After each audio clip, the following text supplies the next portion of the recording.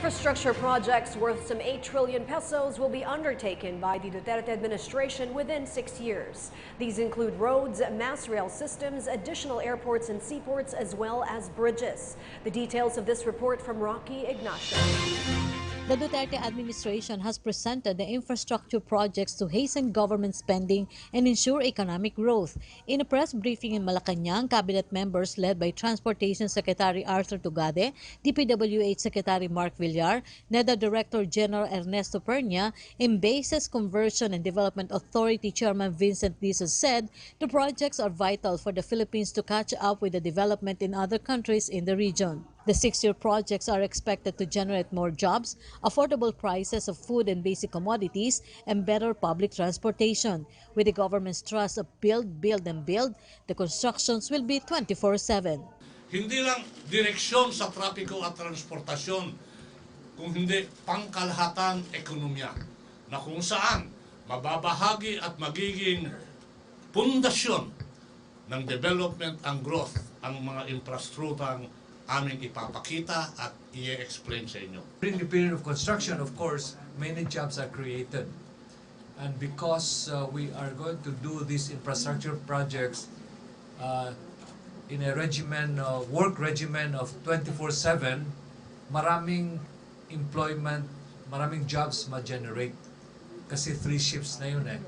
And moreover, instead of, for example, finishing a project in 3 years, it can be done in 1 year if we really do them 24/7. The government has allotted 800 billion pesos for next year's infrastructure projects, or at least 8 trillion pesos in 6 years.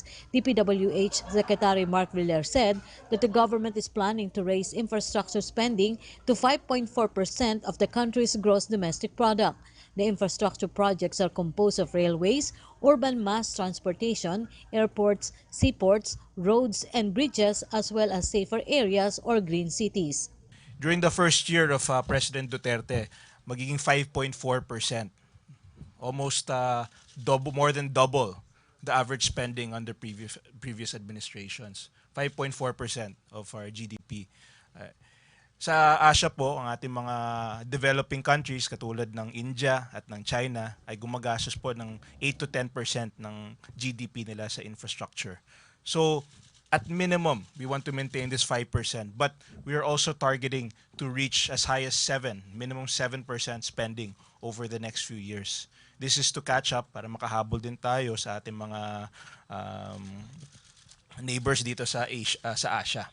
Big-ticket projects are bridges that will link Iloilo, Guimaras, Negros, and Cebu, Manila-Clark Railway Project, Mindanao Railway, Regional Airport Development, Roro Development, and Clark Green City.